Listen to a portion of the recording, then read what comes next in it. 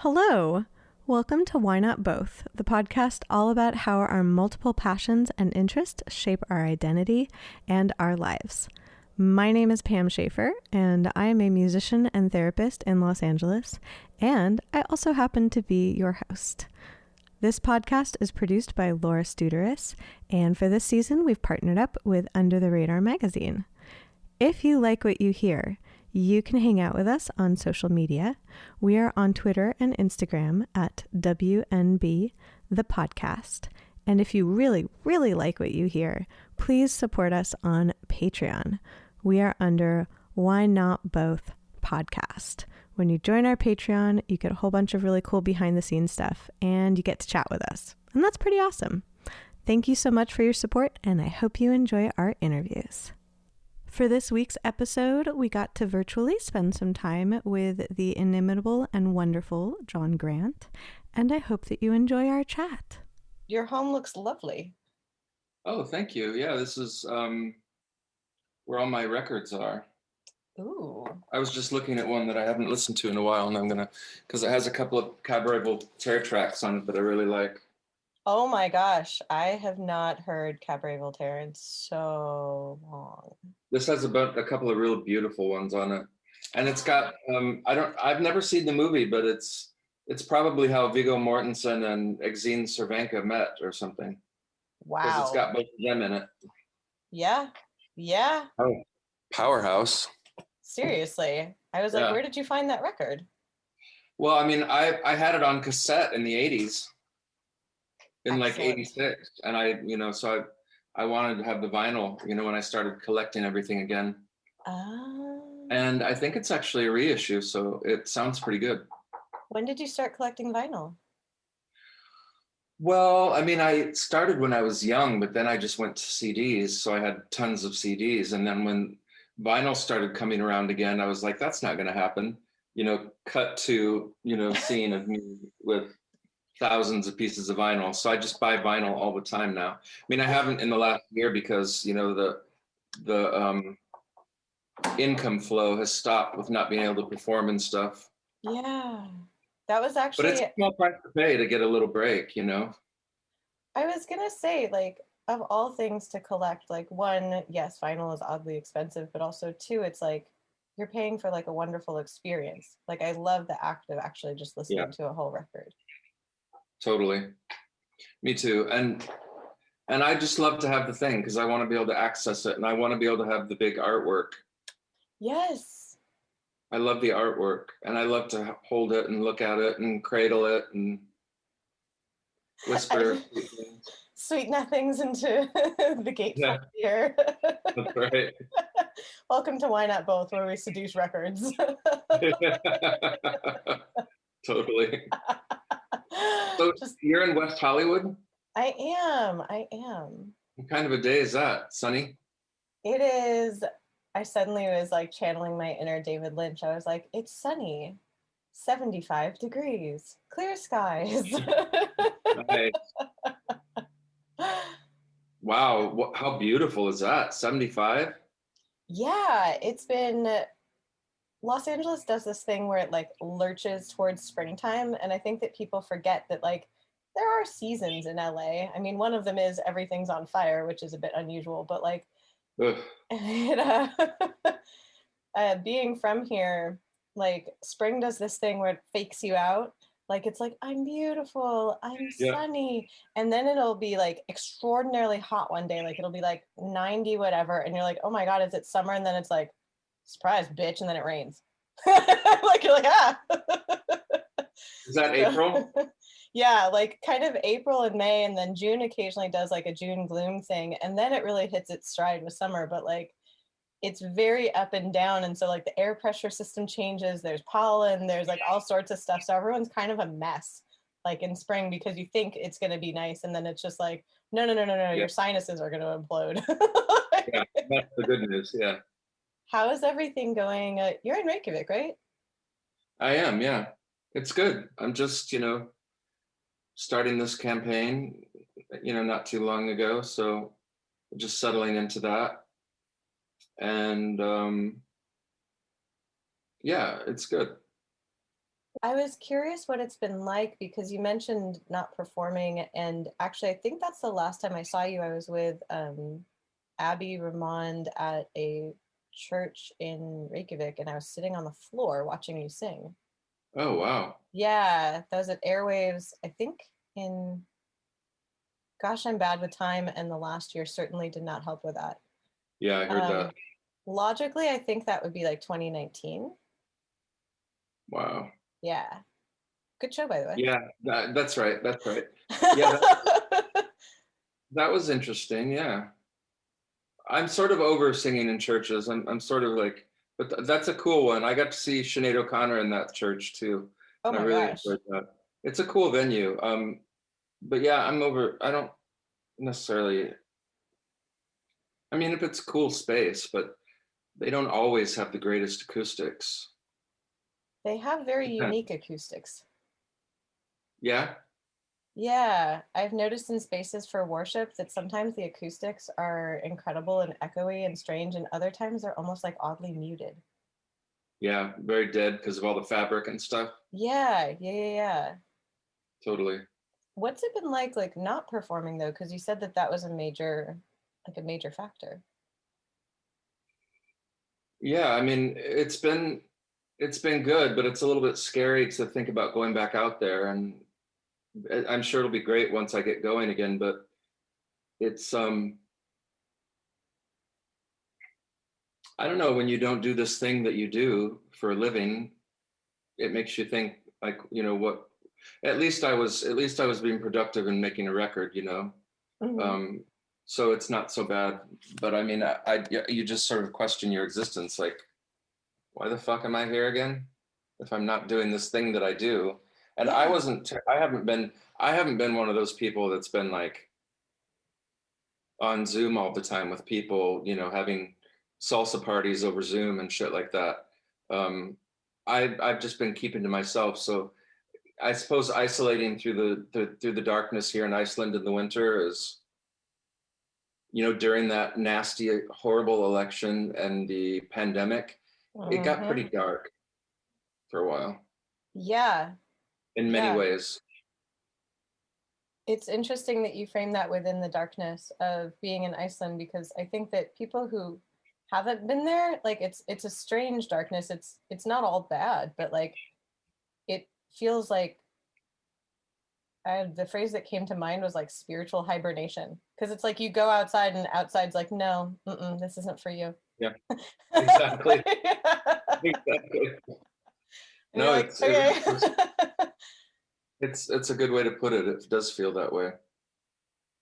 And And you really have to work hard to keep yourself up. I mean, if you're somebody that has seasonal defective or a seasonal affective disorder, um, or seasonal disinfectant. I like seasonal defective. That's Yeah, totally. But I just I have to work really hard. If like, be super productive and have a schedule and work out 5 times a week at least, walk and run. And yep. I wasn't feeling it this year. I was so depressed because of things going on in the US Yeah. that I and the pandemic was getting to me. And then, when you pour yourself into a record, I'm sure you've heard this a million times, it takes it out of you to completely, this process of making a record is never an easy one. No, It's never uncomplicated. I have never once created nor heard of the creation of an album that was like, well, that went seamlessly. Yeah, it's not going to happen. And it's not that the complications are bad, but they just are wrinkles. And I mean, what, it's stressful. It's stressful when you realize that nobody perceives anything the same way, even though, you know, theoretically we know that. But when you're sitting in a room listening to something, and it's just amazing how people hear things totally differently and yes. see everything totally differently. And so it's I can't believe that a lot of the groups that have lasted for a long time have lasted as long as they have, because I can't stand having all those opinions. You know, I mean, it's hard enough, even if you're, I mean, sure, you have other problems when you're on your own because everything's up to you. And so everything's your fault, you know? So, Right. but like this whole thing, I mean, have you ever been with people that are like, I'm sure this happens in LA all the time, actually. Like, where shall we eat tonight? Oh Like, man. how many times have you wanted to commit like homicide and then suicide during one of those conversations? Those are the ones where like you're on the group text and you're like, do I just throw my phone in the sea? Is this the time? And the answer is Yes. yeah. And just go and make myself a burrito elsewhere. Yeah. Or cut to scene of like 5 different skeletons holding their cell phones, you know. Yeah, exactly. Are you free Tuesday? No, I'm free Thursday. Oh my God, but I'm free on Saturday. Yeah, exactly. Or my favorite one is when you've decided on a place and then somebody goes, but you know, we could also, and I'm like, listen, fuck you. No, we couldn't also, you know. Nope. We're Nope. all going to be dead from malnutrition soon. So let's go. Yeah. Exactly. You're like, no. Now we are paralyzed by choice. Why have you Yeah, done I this just to need us? some fucking fuel and I want to see your face. Can we do this? That's it. That's it. Yeah, and like when you're making a record alone, like it's fascinating that you said like at least I've been productive and turned to this. In um in 2019 when I started this podcast, it was about people who did multiple things and how that informed your identity. And then all of a sudden, uh, all of us experienced in some ways a loss of identity. Yeah. And so it's been fascinating talking to people about that because we had to Yeah. redefine who we are, because in some ways it's like, well, who are you if all the things that you usually do, and not just do like in a capitalistic sense, but like the things that you have agency over, what happens when those are taken away? Yeah. It's been very strange. And it sounds like you turn to like, well, I don't know what I'm supposed to be doing here if I'm not doing the thing I usually do. So I'll do the other thing that I do. And I will attempt to work out. But man, trying to go and run in the winter in Iceland is like, that's a tall order. It is, but you know, people do it. People are really good at it here. And I'm just this winter, I mean, I ran all through the summer and all the way to Christmas. And then when January came around, and I mean, when the fucking election hit and then the attack on the Capitol and everything, I was just like, Yeah. no. I wish that I were recording the video right now simply because the look on your face was the look on my face, where it was just the look of like, I'm done. Like I've reached capacity. I've Yeah. exceeded capacity and have just shorted out. I mean, you know, those of us who were in mourning when it happened in 2016 during the election, it's because, you know, we knew that it could only end with something like that. Right. That something like that was totally inevitable. Right. But seeing it happen and then seeing the reaction to it, like, yeah, I mean, it's like maybe not the optimal thing to happen, but you know, who cares? Right. I mean, I just thought, okay, so you people are really totally just up for this whole thing. Yep. Up for the Like shenanigan. you're just in all the fucking way.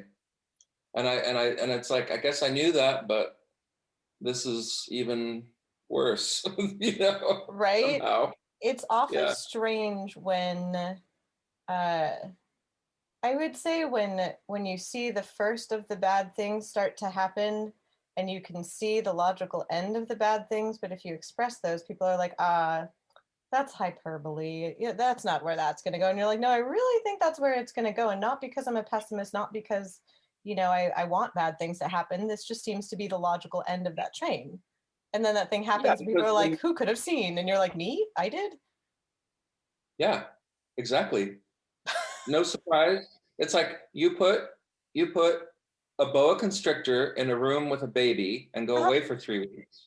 This is what happens. Yeah, you're like, I am optimistic, but also not surprised. Quite, yeah, and especially in writing from another country, it's been also, for me at least, interesting talking to my friends elsewhere, because I do have several friends in Reykjavik, and then I have a few friends in the UK and a few in Australia, and like just scattered around. But especially being an American writing in another country and witnessing this from afar, I can imagine that would have like kind of a strange remove and also a strange poignancy to it. Yeah, I guess. I'm not even sure. I mean, I felt like I was right there in the middle of it. I just, but yeah, it is different. I don't know how to explain it though. I mean, you have this weird perspective because you are removed from it. Yeah, like And it sort of felt, it sort of, it wasn't, it felt to me like from where I was sitting that, that it was just, that it was an actual live episode of The Handmaid's Tale or something, and, yes. but, people were still going and getting their burritos and going about their lives because people in their, my friend Jill in Denver, she was saying how, I'm sort of in my bubble here and, it's not that much different than it's always been. Did you read? There was a really interesting article. I feel like I overuse the word interesting, but I genuinely find things interesting, so I'm not sure what synonym to use. I, I hear you.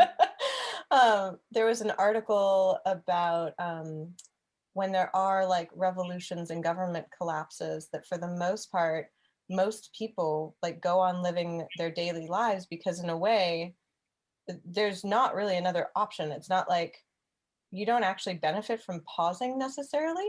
Like there are then actions you can take to like rectify injustice. But for instance, like it wouldn't have made the attack on the Capitol better if I chose to, by the way, spoiler alert, I'm a therapist who also is a musician who also now is doing this podcast because Wow. what's wrong with me? But I was, yeah.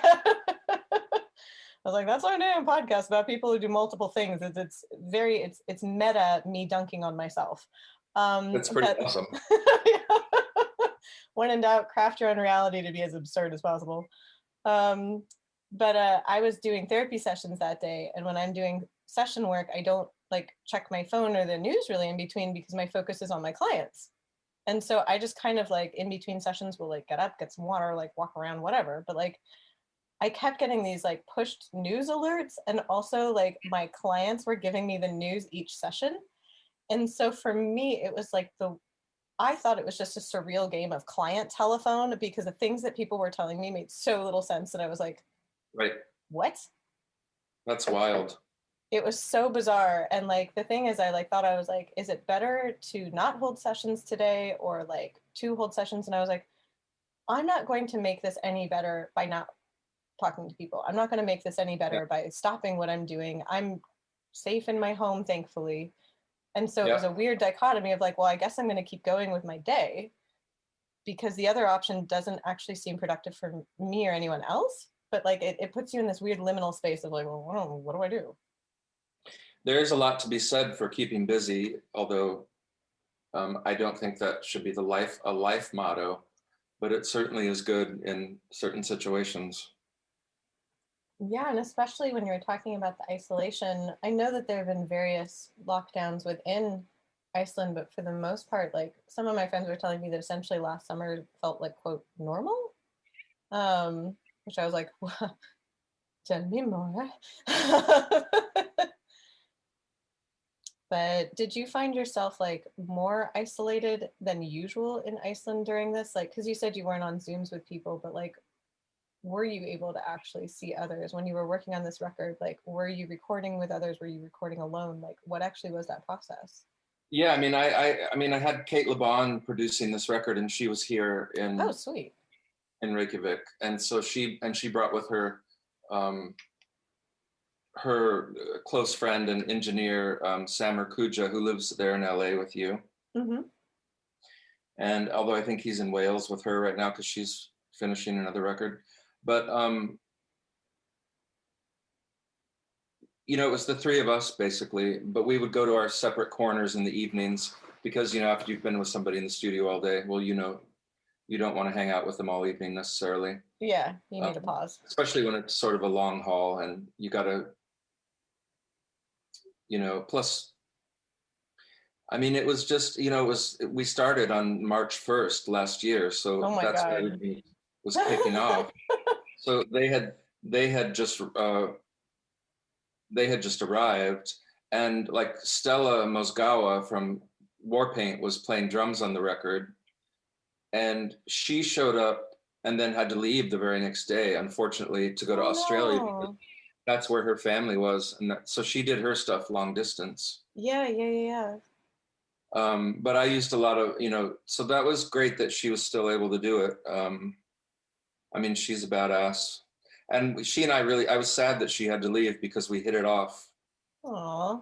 right away. It was really nice. But yeah, so it was me and Kate and Sammer for basically 2 months. And then, and I didn't really see anybody else during that time, except I had my ex still lived with me at that point. Mm-hmm. And then he didn't for a while. Now he's back here. Mm-hmm. But it was great having him around because we know each other so well. And Yeah. So yeah, it was comforting to have him here as my roommate. Things got a little bit darker when he moved out, and I was just alone all the time. Because I did see people for coffee. I would go out and see people for coffee, but Mm-hmm. I didn't really know to what extent I should be. I really didn't know what to do, like Yeah. it just seemed like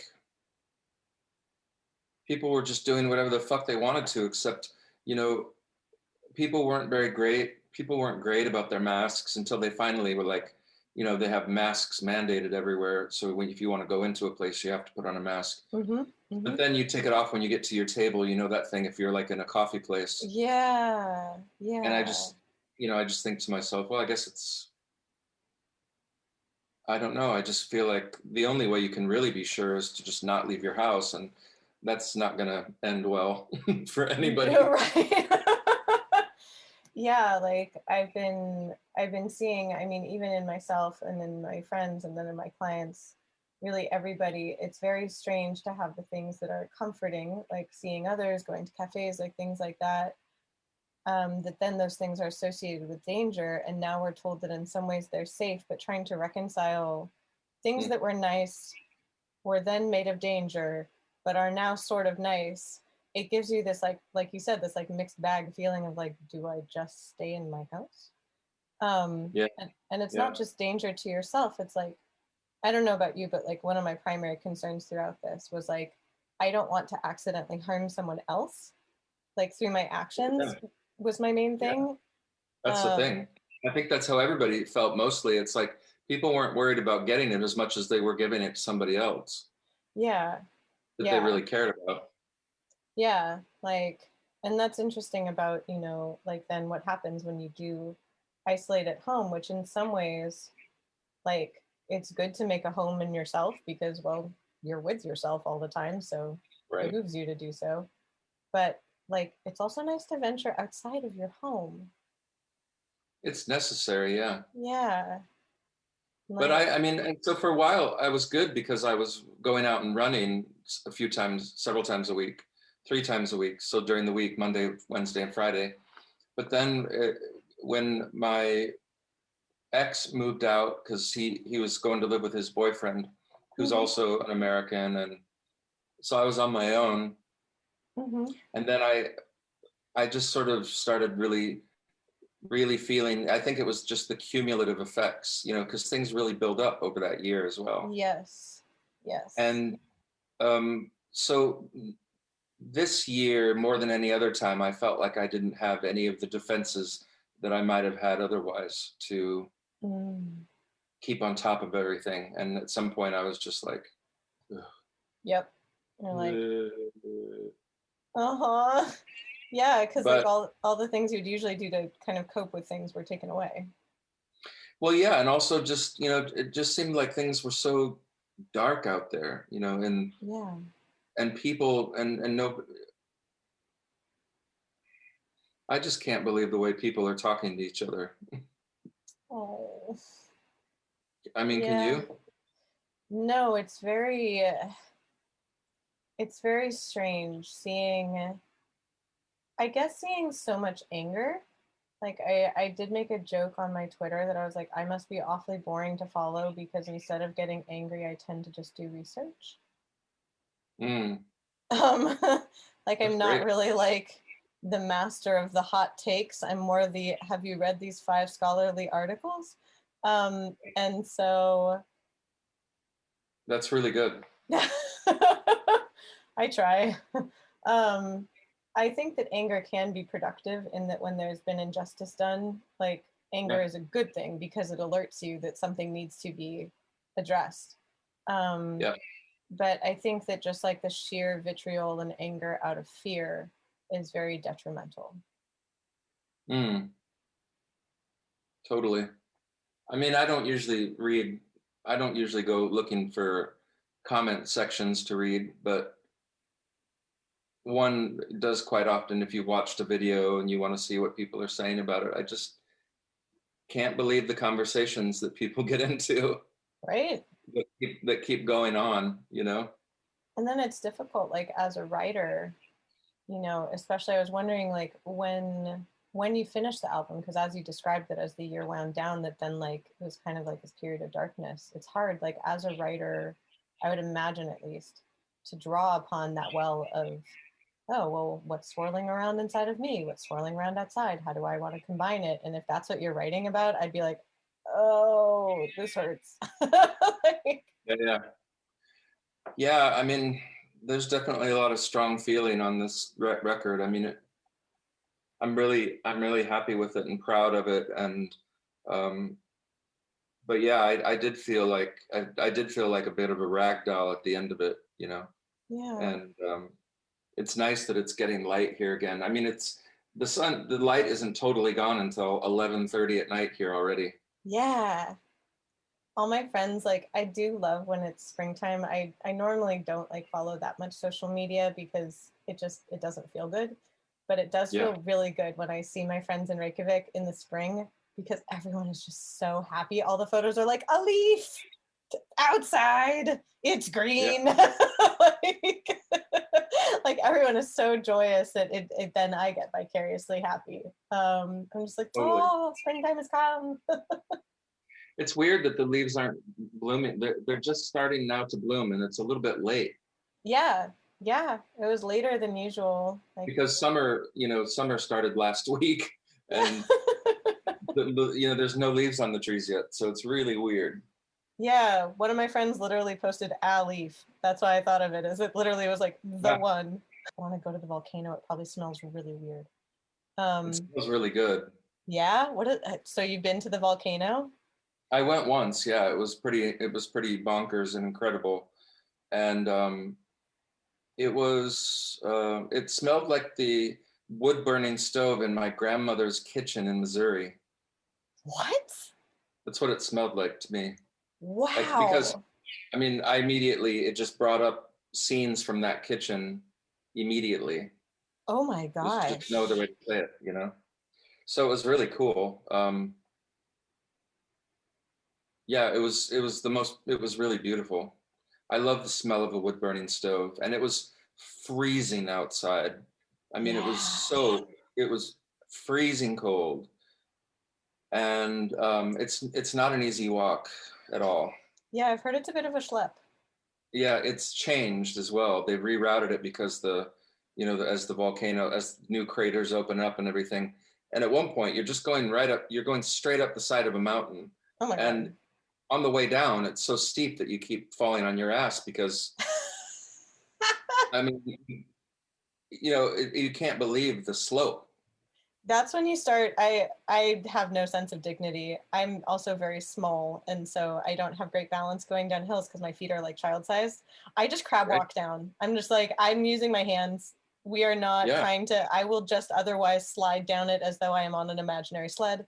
And so I'm like, we're that's just totally, that's really good actually. And that's what I should have done. It's probably a masculine pride thing, whatever, I'm like, left over from the 70s. that's hilarious. You're like, I must preserve my dignity by falling on my ass. That's more manly. Exactly. Like breaking my tailbone. Oh, masculinity. What a lark. Yeah. So fun.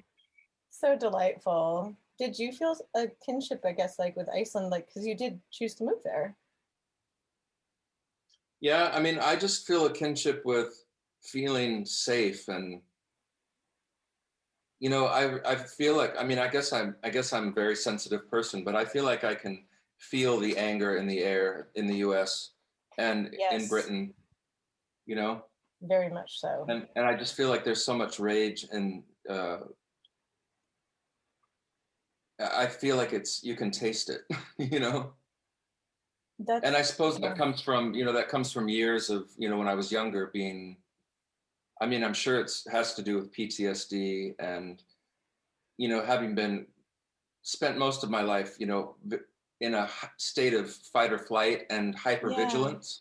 yeah, yeah, Um, it translates to things affect you quite deeply. You're quite definitely. sensitive to them, I suppose. And, that's something that I tried to kill with, drugs and alcohol, was that sensitivity, which is, Hmm. it's too bad. And I think a lot of people try and do that because they're told that they need to toughen up for the world, and they end up killing all of the good things about themselves. And then all of that destruction just spills out from them onto their surroundings at some point as well. And it's just a vicious circle. It's nasty. I mean, that ties back So, into masculinity in a way, where like killing the sensitive parts of yourself, but it's like those yeah, sensitive parts are what make you human, and trying to blot them out in a way, yeah, it's almost like poisoning them. yeah. And I mean, sensitivity is also not unmasculine, you know. Yeah, It's so yeah. I don't know. The masculinity thing is big for me, and of course that figures into all my records. yeah, like I I don't, think, go on. it feels like the American dream to me is about unbridled ambition Hmm. and, just like voracious appetites, taking as much as you can. And it's about realizing the self, and, whoever gets in your way, they get mowed the fuck down, because nobody's going to get in the way of me realizing myself, or, me achieving my dream. Yeah. I mean, is it even okay in America not to want to be rich? It's strange you ask that, because when I think of what you just said, like about like the realization of self, but at the expense of others, in Yeah. my mind at least, I don't think that there is a realization of self that doesn't include others. It's like, then what do Right. you get? Then you're sitting on a pile of what? Like, Exactly. cool, you have a pile of money. Do you feel connected to others? Do you actually feel fulfilled? Do you actually, you know, like, do you have the joy that you wanted? And generally, the answer is no. I guess, like, my perspective might be different having grown up in LA, where I encountered lots of extraordinarily wealthy people. Yeah. Um, and can say from my observation, though it's good to have your basic needs met, I think like once you have your needs met, then you can go from there. Like I would not espouse like taking money away from people and being like, no, no, no, you should be happy with absolutely nothing, because like at a certain Right. point, like, no, that's actually stressful. Um, Yes. but once you cross that threshold, having that much more money doesn't make you happy. Like once you have more resource than you can use or that you can help others with, it Yeah. doesn't bring fulfillment. And it also like, I don't know, I at least personally wouldn't feel good if some of my quote success came from dunking on other people. Like that doesn't feel good. That's not success. Yeah. I mean, how could it feel good, right? I mean, I think the only way people can turn that in, I think the only way people deal with that is to just block it out, and forget about it. Well, like you said, But to kind of like blot out parts of yourself. yeah, I mean, I like money. I like being able to afford to buy food and not worry about the rent. Absolutely. But I mean, I can see how it becomes addictive. You know, I can see how it becomes something that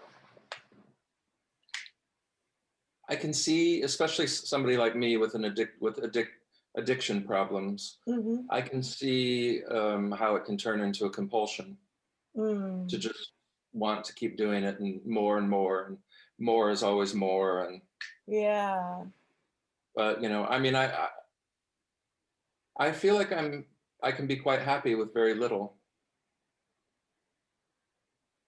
But I'm a bit of a pack rat as well. I mean, I like things. I love to buy books and records, you know.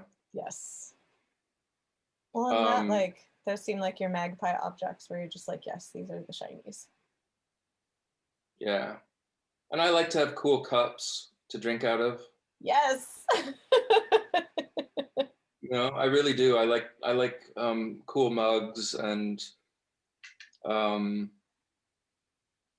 somebody came and visited me and broke my favorite mug, and I had buried it deep in the mugs. It was this like bone china from England, and it just had the most beautiful, it had tractors painted all over it.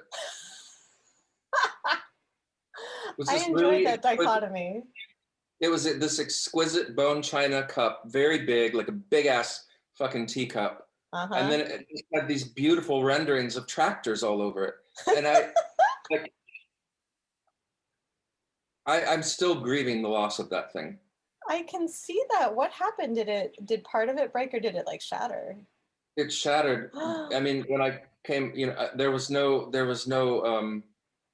decathecting either from it. You know, it was just gone. Oh. But my friend, you know, I had buried it deep in the cupboard so that my guests, you know, wouldn't see it as an option. But of course, Yeah. my friend went straight for it. Oh. And I think it's, you know, I think it's great to let go of those things as well. It's a great exercise to lose something like that you think you have to have, because obviously you don't need it. But yeah, I do like things, and I love to buy photos on eBay and frame them. Really? What kind of photos? And posters. Yeah, like I have tons of photos all over the place from, especially at my studio. Mm-hmm. My studio just has a shitload of photos on the wall. Like I have a picture of Charo buying a newspaper in black and white. You know who Charo is? I do. That's why I'm like, that is, I don't know why, but I just flashed to that Magnetic Fields lyric of like Charo and Guar playing guitar. It's one of the songs in 69 Love Songs. Yeah, I mean, I fucking love Charo, and you should see her. She's got like a cap on and this cool sweater, and it looks like she's in Argentina at some international bookstore buying a newspaper, and it's in black and white, and it makes me so happy. And then I have a picture of Jaws from, you know, Richard Keel biting the cable in Moonraker. You know that movie, that James Bond film? I do not, but I really enjoyed your dramatic recreation. I mean, well, yeah, it's this guy with steel teeth, and he bites through. In the movie, he bites through this like giant gondola cable. What? Yeah, he can do that, and it's a picture of him doing that.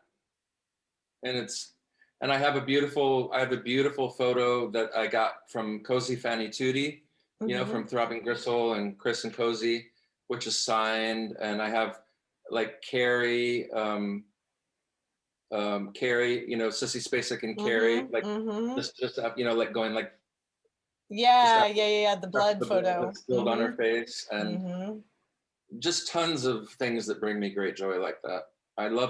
I spend hours on eBay looking at photos, like actors that I love. I have a great one of gosh, what's her name? Elizabeth Montgomery from Bewitched, with Alice Ghostly, like standing in front of a backdrop of the Leaning Tower of Pisa, and then right above that is an old picture of Divine. Oh my gosh! And then the tall man from the movie Phantasm, sort of with one of those deadly silver globes hovering over his hand. Wow.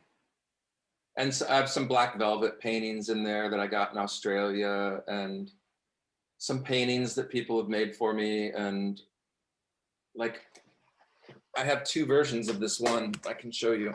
Yes. Here's a good example. Oh. It's a picture, it's a painting, an oil painting of a Russian candy wrapper, which I think is incredible. It features the Northern Lights and a really satisfied polar bear. Yeah. And can you see the wrinkles that they in the... A wee bit. I can see like kind of the texture of the, so it looks like a crinkled candy bar wrapper. Yeah. Oh. They still make that in Russia. So anyway, but unfortunately, most of my really incredible photos are back at the studio, which is... You have such evocative things around you. Like at first when you said like, I like things, it's like you have these images that inspire emotion. And same with when you described that mug, I was like, the dichotomy to me, at least, of bone china and tractors certainly inspires emotion as well, where it's like this delicacy and then this like, well, now here's a tractor. Yeah. And you want to see my favorite mug from right now? I love this one. Ooh, the wood texture on that's really cool. It's like a log, yeah? Yeah, your log has like something to tell stump. you. And then it's got this beautiful pale grain on the inside. Oh, wow. That looks like someone distilled the Northwest into a mug. Totally. Oh, I love that. Anyway, so yeah, I do love things, but I can't really imagine, like, I mean, I would like to buy a house, but because I mean, I'm spending like $4,000 a month on rent. Oh, wow. I mean, you do have a really spacious place, so I could imagine. I do. And it's like I spend most of my time in my bedroom. So even though I have this incredible DVD collection, a lot of times I'll end up just watching.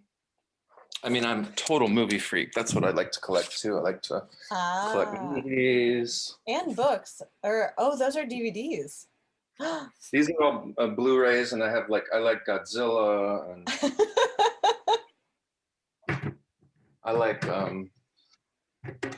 the Criterion collection. I just have a shitload of stuff. And I mean, when I go through them and think about what I would get rid of, there's really nothing here that can be gotten rid of. But I mean, am I going to get rid of Serial Mom? Am I going to get rid of Hairspray? No. Am I going to get rid of James Cameron's first movie, Piranha 2? No. Wait, his first movie, Piranha 2? That sounds like a joke. Yeah. I love that. It's true. Look at this. Oh, you can't get rid of that. That's not something you get rid of. And I have a Petoskey Stone. A Petoskey You ever seen a Petoskey Stone? No. Tell me what a Petoskey Stone is. It's from Petoskey, Michigan, and they're in the Great Lakes there. Can you see how gorgeous that is? Yeah, it looks like a bunch of teeny little alien homes crystallized. Mm-hmm. And these are all over the place up there in the north of Michigan. Yeah, I mean, it's a real thing when you're living out of a suitcase and you totally lose perspective with yourself and like what it is that you're doing, and you don't really have a home to go home to anymore. Yeah. It can be quite, I mean, I'm talking to a very specific group of people here, but well, I want more people to empathize with that experience. Yeah, because I think that, there is joy in the fact that you get to tour and share your music and do all the things that like are fulfilling, but it deeply impacts your personal life. And I think that a lot of people don't see that side of it, or because they see the success, they're like, well, why would you complain? And it's like, there's allowed to be nuance. There's allowed to be ups and downs in any scenario. Well, yeah, plus you can simply observe and not be whining about it. You can say, this is happening and I don't like it. And Yeah. I'm not saying that I don't deserve it, or I'm not saying that I'm not privileged, or I'm saying this is what's happening right now and I don't feel so great about it. It doesn't feel good. And No. I don't see why you should cover everything up and just always say, no, I'm great. I'm great. I'm Yeah. great. I'm That we great. like toxic positivity, the whole like good vibes only. I'm like, sometimes the vibes aren't good. Yeah, and I feel like there's 100% just as valid as the others, Exactly. as You the want other the shit. full spectrum of Because vibe. yeah, and they can't exist um alone. There's always the one with the other. Yeah. Yeah. And especially when you're talking about like being on tour for that long, really, and then going into this experience, no wonder it was kind of sounds like a shock to the system to then be like, not only are you not touring, but you're alone. Like that's destabilizing to say the least. It can be. I mean, I'm also very grateful for being able to have this time for myself too. I just I don't know. I think I never really learned to live when I was younger. I don't know what the fuck to do with myself. I go and play with my synths at the studio, and Mm-hmm. I read my books. I love to read in all my languages and study up and learn new words and conjugate and decline and do all that stuff. Yes. So I'm never really bored. I can't say that I'm ever bored. I'm always, yeah, I'm never bored. I will say that. But sometimes you long for companionship. You long to be known by somebody else. You long to be known by somebody else where you, Mm. um,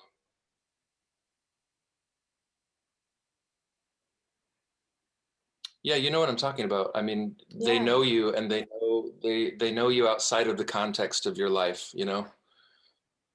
That's a really beautiful sentiment. Like that's why I let that just sit there, is that I was like, that's true. Or even if you are engaged with what you're doing and engaged with yourself, there's beauty and power and solace in being known. Yeah.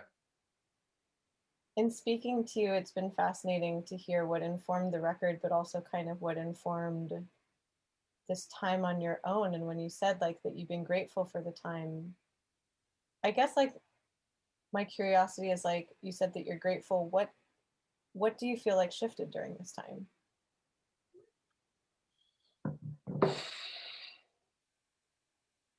I don't know. I suppose I did pretty good sort of just being with myself outside of the context of my life, to come back to that. Like, Mm-hmm. like apart from the things that I have always thought give me self-worth, like I'm I'm getting older and I can't keep up with all the languages like I used to. I'm totally out of practice with many of them, and Icelandic is definitely the hardest one I've ever done. And Mm-hmm. so it's a real humbling experience. So I can't really, I can't be perfect anymore like I could when I was younger. Mm. I just I don't have the energy to make that much of an effort, especially, as the language centers shut down in your mind, Yeah. and it becomes harder for you to, I mean, trying to keep up Russian and Icelandic and German and Spanish and French.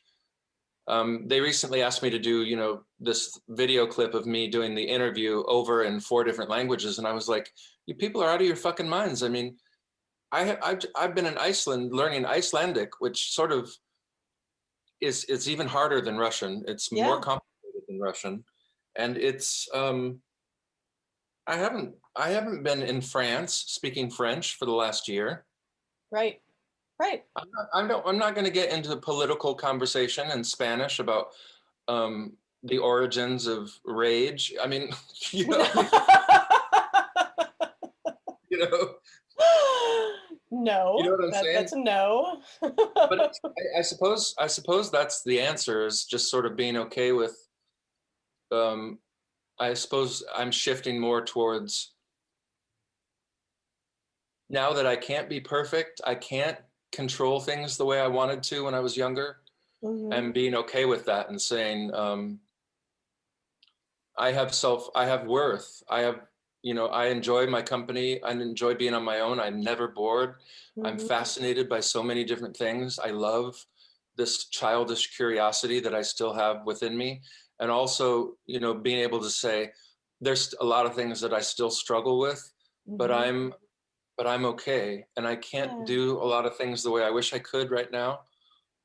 But that's not what makes me worthy. Yeah. Yeah. Because I have these because I have these skills or whatever.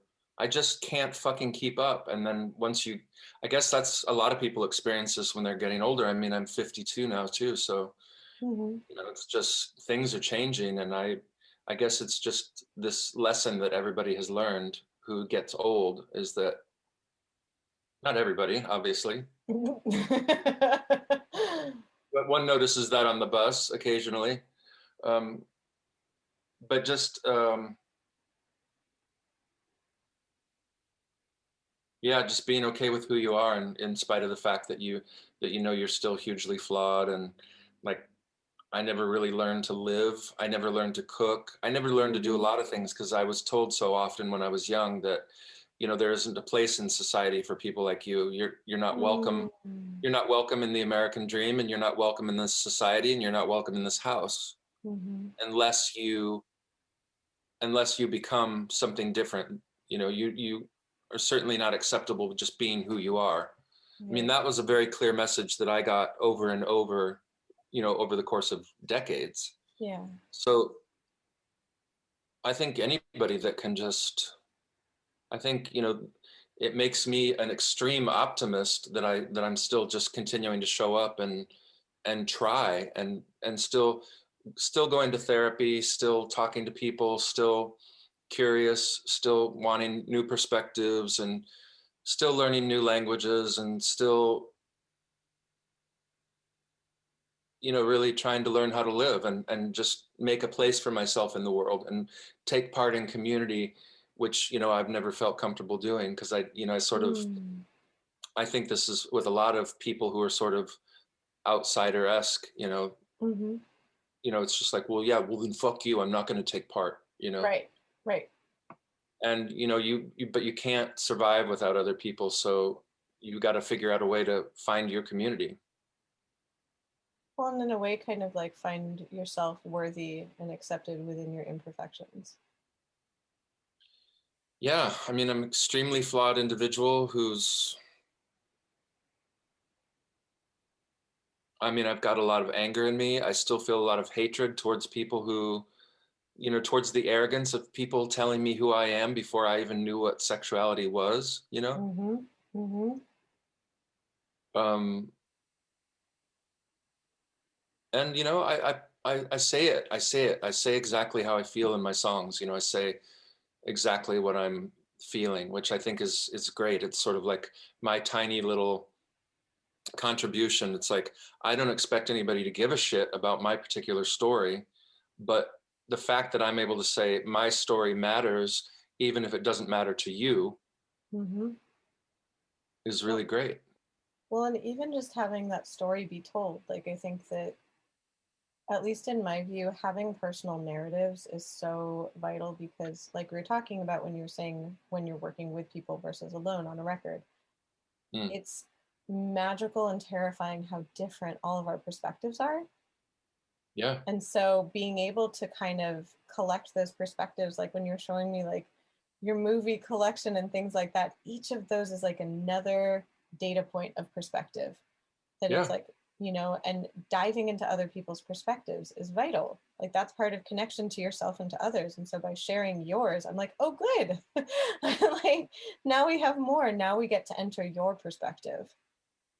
Yeah. It's funny because people always say to me, aren't you worried about,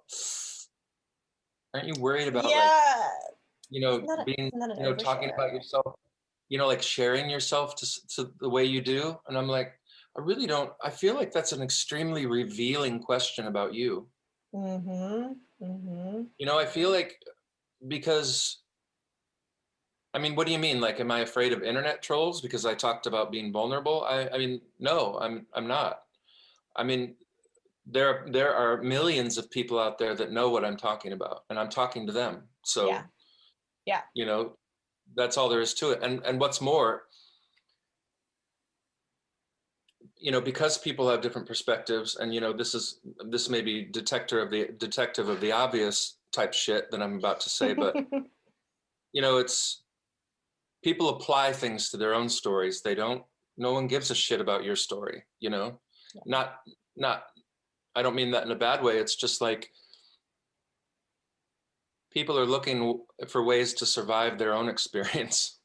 Yes. Yes. And in a way, part of that is looking inward and outward. Like, it reminds me of an Anais Nin quote that I always liked about, like, we see things not as they are, but as we are. Yeah. Where it's And like, I mean, yeah, yeah. But you can look at all these different points of, you can look at all these different things that something is reflected off of, mm-hmm. and that light from reflecting from all these different points and perspectives will meet in the middle, and you get a much bigger picture and a much bigger perspective by being curious about all these different perspectives. That also And so, reminds me of, I think it's a Crowley quote about how there's all the different colors, but they're all one light. yeah, Yeah. I that's know really that good. I was like, I massacred that quote. It's much more articulate than that, but it's essentially that we are all That's prisms, really but good. it's one light. Yeah. Very succinct. Yes. So I just summarized Crowley. We'll go with that. It's the annotated version. Yeah.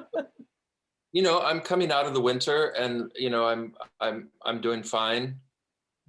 You know, a little rough around the edges, a little bit sort of like not, you know, really wanting to peek out of my hole. But I mean, the fact that I can come out of that after having, you know, my identity stripped from me, as like you said, so we all have sort of Yeah. in many ways. We've been separated from the things that we, except I don't know what would happen if I were separated from the coffee that goes into that cup every morning. That's been the one thing that I've looked forward to every day all year. Yes. The ritual of coffee. I'm seriously, and I just don't give a fuck. It's like heart problems, fine. Just give me my coffee, you know? Honestly, I think ritual is really important. Yeah, and I don't really have much of a ritual, you know, except going to bed and having my coffee in the morning.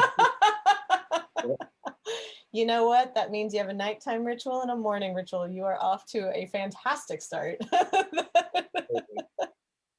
I mean, I'll eat peanut butter and jelly sandwiches for 20 years in a row, and I love them. And you know, maybe I'll have potatoes once in a while, but I'm just sort of think I can adapt very quickly and be happy with that one thing. Yes, that's a good thing to find the thing. You said peanut butter and jelly sandwiches, and my stomach literally just growled.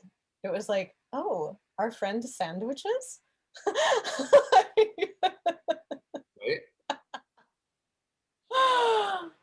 Oh, I really appreciate that you've I love been. a good people day. Oh, Um, PBJ is I good. gotta say, speaking of peanut butter and jelly, I have to show you this photo that was taken of me recently. Yeah. I call this, this was something that I wanted to do. There it goes. Oh my God. Oh, wow. You look like a PBJ monster. Right?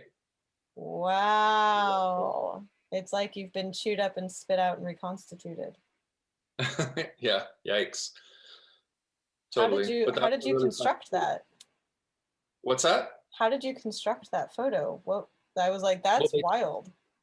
they just covered my head in peanut butter and jelly. How much peanut butter and jelly? A lot. That was Couple of whole jars full, that went places. like several, yeah. Yeah, That that's was the end of impressive. that was the end of like a 12-hour shoot, and it was the last one, and it was like after midnight, and there was just this tiny little sink for me to get out of my beard and out of my hair, And I really thought I was gonna fucking lose it. Oh my God. Well, that's like, that could only be the final shot of the shoot, because like, where are you going to go from there? Nowhere. Totally. I'm like, there's nowhere to go from there, but I can't imagine trying to peanut butter myself in a tiny sink. And I don't even have a beard. I just have wasteland hair. I'm like, I'd still be in that sink.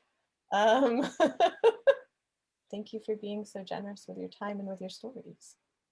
Oh, it's my pleasure. I've enjoyed talking to you. It was fun. Thank you again for listening to this episode of Why Not Both. If you liked what you heard, please make sure to like us and subscribe to us on your preferred podcast platform. You can also come hang out with us on social media. We are at WNB the podcast, both on Instagram and on Twitter. This season, we are brought to you by Under the Radar magazine.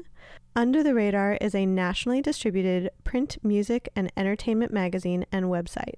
You can find them at www.undertheradarmag.com, and feel free to support them on Patreon.